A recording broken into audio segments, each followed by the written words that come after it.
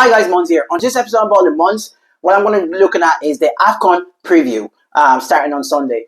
If you're on my channel, make sure to click on subscribe button. I appreciate those supporters. And if you're already subscribed, thank you very much. Be sure to comment, like, and share the video. So what I'm going to do is I'm going to break it down into two parts. So the first part is going to be Tier 2 contenders.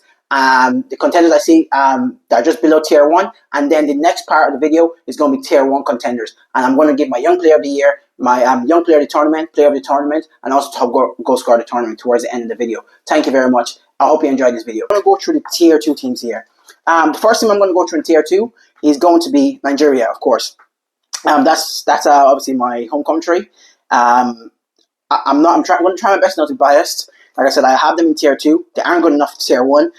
For Nigeria Golden Generation, they've been very, very poor. We had one with no AFCON, no World Cup qualification, and that squad is littered with good players playing all over Europe. So I don't like. There's obviously an issue there. Obviously, Osimhen Nigeria are very, very over reliant on Osimhen in my opinion. And obviously the leaders are Osimhen and Ndidi. But in this tournament, if Nigeria is looking to make any past the quarterfinals, I think you're going to need other players to step up, such as Lookman.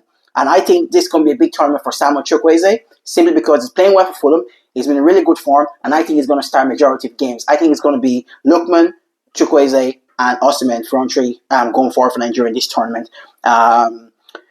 Defensively, Nigeria are shocking. They're one of the worst defensive African teams I've seen since I've been watching African football. The only hope we had in defense was Benjamin Frederick, the unknown Brentford player, the young player, very, very good. Watching the last couple of months playing for Nigeria was excellent. However, he's injured, so he's not in the squad. So our defensive hope is behind Calvin Bassey and Shemi Ajayi. So it's not looking good, bruv.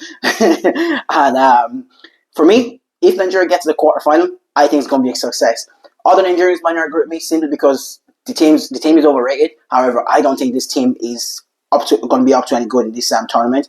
I'm very, very happy with the quarterfinals.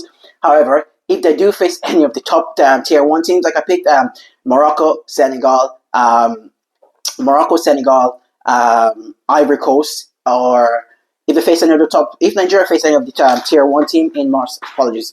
So if Nigeria face any of the Tier 1 teams such as Morocco, Senegal, Egypt, or Ivory Coast, I think they'll easily beat Nigeria in my opinion. That's the only problem I have. So quarterfinals realistic. Hopefully we'll make it past there, but I just don't see it going past there. Second Tier 2 team I'm going to look at is Algeria. Algeria they're a classic African team. For me, Algeria have always been good African football. They always have saucy football players. Always have saucy ballers. They're very, very good technically. Like you look at Riyad Mahrez, for example. Unbelievable player. Very, very good technically and very, very good end product as well. However, he's been playing in Saudi Arabia or is in UAE the last couple of years. So this team is not as good as they used to be, but you can never rule them out. And obviously, one of the lads brought to my attention, their centre forward Mohamed Amoura. I haven't seen much of him, but if you look at the stats, he's scoring a lot of goals for Wolfsburg in Germany. I wonder if he could be the talisman for Algeria in this tournament. Is yet to be seen. So I'm looking forward to seeing Algeria, how they set up. But like I said, Algeria are very good watch as well. They do score a lot of goals. They do concede a lot of goals as well. Like I said, quarterfinals also, similar to Nigeria, quarterfinals, their ceiling in my opinion. If they're facing the Tier 1 teams, Morocco, Egypt, Senegal, or Ivory Coast, I think they'll beat them in my opinion. So the last Tier 2 team is a little bit of a surprise, is South Africa.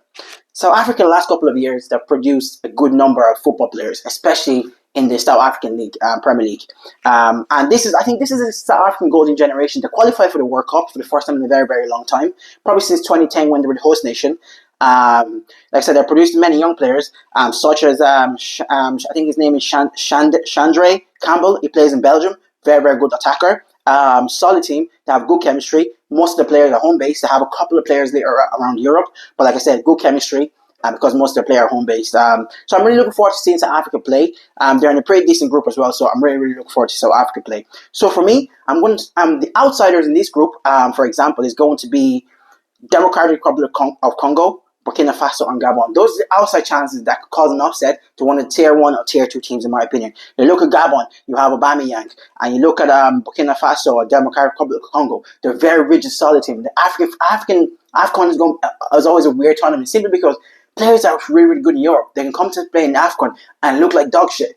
It's just the way the AFCON always goes. You just see, you you notice some random player play really, really well compared to players that are actually good in Europe, not playing great in the AFCON. So really looking forward to this tournament. And just quickly, top goal scorer for this tournament for me, no other than Osimhen, in my opinion.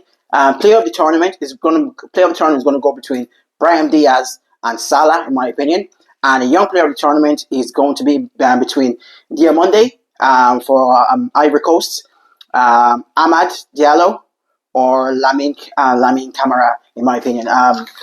Those are my pick for the young players and players to watch out for, in my opinion. Apologies, Diamonde is from Ivory Coast. Yeah, Diamonde is Ivory Coast as well. Yeah, that's perfect. So, thanks for watching this video. I'm going to do regular updates in terms of the AFCON, maybe every week or every couple of days, depending on the games and depends on who gets through. Obviously, I'm going to follow Nigeria very, very closely. Thank you very much for making that in my video. If you have any questions or if you have any suggestion, whatever, if you have your own prediction, your tier 1, tier 2 player of the tournament, goal scorer, please drop a comment below. Like the video, share the video. Appreciate all the support, and don't forget to subscribe. Thank you very much. Peace out.